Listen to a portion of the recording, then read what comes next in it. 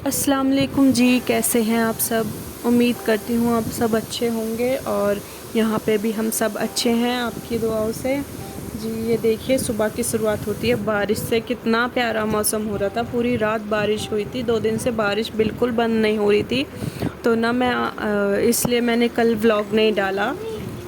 और ये हम जा रहे हैं अपने दूसरे घर, अपनी मंजिल पे, और हम वहाँ जाके फिर देखते हैं। नाश्ता बनाएंगे सबके लिए, क्योंकि सबको भूख लग रही थी। 7 बज गए थे, तो बस ये था। और अब देखिए, मेरी जिठानी जी खोल रही हैं यहाँ का ताला, और अब हम अंदर जाएंगे।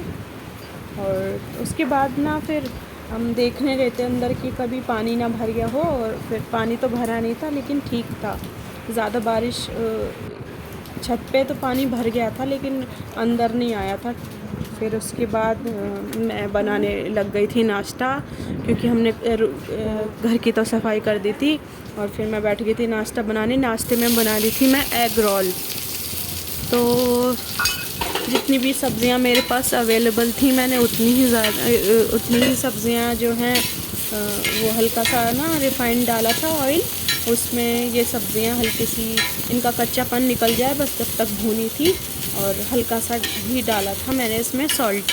तो जी बस ऐसे ही नाश्ता सबके लिए तैयार हो जाएगा। और देखिए, मैं पूरी रेसिपी आपको दूंगी एग रोल की। और तो घर का है तो इसलिए मतलब मेरे हस्बैंड को पसंद आता है। कभी भी मेरे हस्बैंड को बाहर का एग रोल या वगैरह ये सब चीज़ें नहीं पसंद आती, तो वो ज़्यादातर मैं घर में ही बनाती हूँ। और फिर ये मैंने बनाया था पराठा। तो पराठा मैंने दूसरी तरफ, दोनों तरफ से अच्छे से सेक लिया है, जिससे उसका आटे का भी ना आए और कच्चापन भी निकल जाए। तो मैं ये एग रोल बनाती हूँ आटे के ही। और यहाँ पे मैंने अंडे में डाली थी नमक और थोड़ी सी लाल पिसी हुई मिर्चें, और अच्छे से मैंने अंडे को लिया है फेंट। और अंडा फेंट के सिर्फ मैं तवे पे अंडे को डाल दूँगी थोड़ा सा, और उसके बाद उसके ऊपर डालूँगी मैं सिका हुआ पराठा। और ये फिर मैं इसे ना दोनों तरफ से अच्छे से सेक दूँगी, जिससे कि अंडे का भी कच्चापन निकल जाए और स्वादिष्ट भी लगे खाने में। तो देखिए, मैं दोनों तरफ से ना सेक रही हूँ। और उसके बाद मैं इसको सेक के उतार लूँगी नीचे।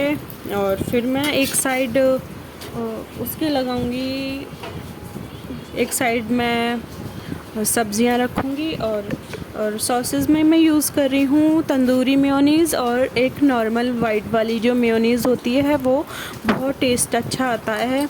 ज़्यादा मेरे हस्बैंड को ये चीज़ें घर की ही बनी हुई अच्छी लगती हैं। तो हम गए थे मार्केट, तो वहाँ से मेरे हस्बैंड लेके आए थे। टमाटर था नहीं वेजिटेबल में, इसलिए एक टमाटर था, तो मुझे आगे भी कुछ बनाना था उससे, इसलिए मैंने एक टमाटर था वो नहीं डाला इसमें, और फिर मैंने वो बचा के रख लिया। तो देखिए, मैं वेजिटेबल डाल रही हूँ एक तरफ, और ये मैंने तंदूरी मेयोनीज़ और नॉर्मल मेयोनीज़ मैंने रख ली है, लगा दी है अच्छे से। और मैं इसको कर दूँगी रोल। तो ये इसको मेरे हस्बैंड खाएंगे केचप के साथ, और चाय, 1 कप चाय। तो बहुत खुशी होती है अपने लिए, अपने हस्बैंड के लिए, अपनी फैमिली के लिए कुछ करने में, कि हाँ उनका पेट अच्छे से भर जाए, बहुत ज़्यादा अच्छा लगता है।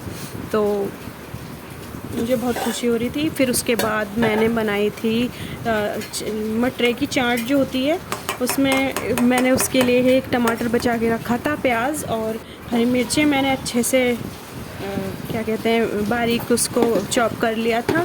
फिर उसके बाद मैंने उसमें डाला था चाट मसाला।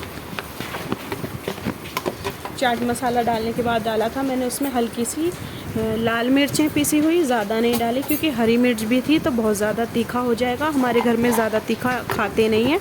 और उसके बाद मैंने डाला था हल्का सा नमक, क्योंकि नमक भी जब ये मटरा मैंने उबालने के लिए रखा था, तो उसमें थोड़ा नमक डाल दिया था। और मेरी जिठानी जी बस बोल रही थी कि अब हम रोटियां बना लेते हैं। मैंने बोला ठीक है, मैं इसको करके ना मिक्स, फिर हम दोनों रोटियां बना लेंगे। तो मेरी जेठानी जी तो बैठ भी गई थी रोटियां बनाने के लिए, और मैंने इसको मिक्स करके एक तरफ रख दिया। और देखिए, मेरी जेठानी जी रोटियां बना रही हैं यहाँ पे, और फिर मैं उनकी हेल्प करा रही हूँ। मिलते हैं कल, बाय।